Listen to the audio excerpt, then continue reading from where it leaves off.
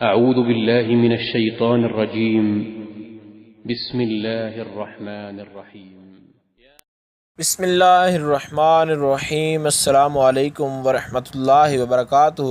بات کریں گے آج خواب کے اندر اللہ تعالیٰ کا گھر کعبۃ اللہ دیکھنے کے حوالے سے کہ اگر کسی نے خواب کے اندر کعبہ شریف کی زیارت کی ہے یا مکہ شریف کیا ہے تو اس کی کیا تعبیر ہے، دیکھنا اچھا ہے برا ہے، اس حوالے سے مکمل طور پر وضاحت کریں گے۔ اس سے پہلے آپ سے یہ گزارش ہے کہ اگر آپ نے ہمارے چینل کو سبسکرائب نہیں کیا تو ضرور سبسکرائب کریں، کیونکہ روزانہ اسلام فقہی مسائل اور خوابوں کی تعبیرات کے حوالے سے ویڈیوز اپلوڈ کی جاتی ہیں۔ حضرت امام ابن سیرین فرماتے ہیں کہ اگر کوئی خواب میں اپنے آپ کو مکہ مکرمہ میں دیکھے تو کعبہ کی زیارت وغیرہ کرے تو یہ اس کے حج کرنے کی دلیل ہے کہ اللہ تعالیٰ اس کو حج کرنے کی سعادت عطا فرمائے گا، اور یہ سعادت جو ہے اس کو بہت جلد نصیب ہوگی۔ جو نیکی کی تعبیر ہوتی ہے وہ اکثر طور پر لیٹ ہوتی ہے، دیر سے ہوتی ہے، لیکن اللہ کے گھر کی زیارت کرنا یہ تعبیر جلد ظاہر ہونے کی دلیل ہے۔ اور اگر دیکھیں کہ مکہ مکرمہ کی طرف سفر کر رہا ہے یا تجارت کے لیے جا رہا ہے، حج کے لیے نہیں جا رہا،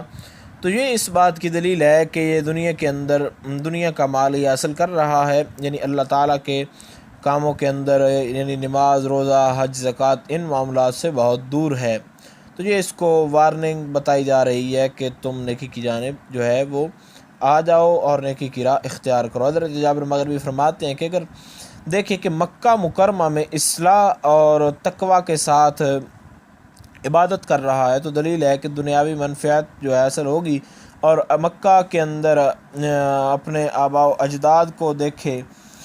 تو یہ جو ہے ان کی اگر وہ فوت ہو گئے ہیں تو ان کی طرف سے نیکی کی دلیل ہے کہ یعنی وہ جو ہے ان کے اندر جو خیالات وغیرہ ہیں تو یہ ان کو وارننگ بتائی جا رہی ہے کہ وہ معاملات کے اندر نیک تھے۔ اور مکہ مکرمہ میں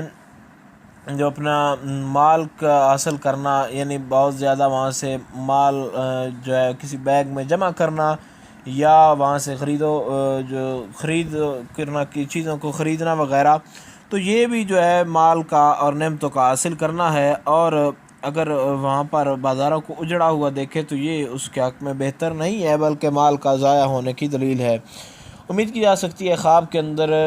بیت اللہ شریف دیکھنے کے حوالے سے، مکہ شریف دیکھنے کے حوالے سے جو تعبیر تھی اس کی آپ کو سمجھ آ گئی ہوگی۔ پھر بھی اگر آپ کو کوئی ڈاؤٹ ہو، کوئی پریشانی ہو، کوئی مسئلہ ہو تو آپ نیچے کامنٹ میں پوچھ سکتے ہیں، انشاءاللہ العزیز آپ کو آگاہ کر دیا جائے گا۔ السلام علیکم ورحمۃ اللہ وبرکاتہ۔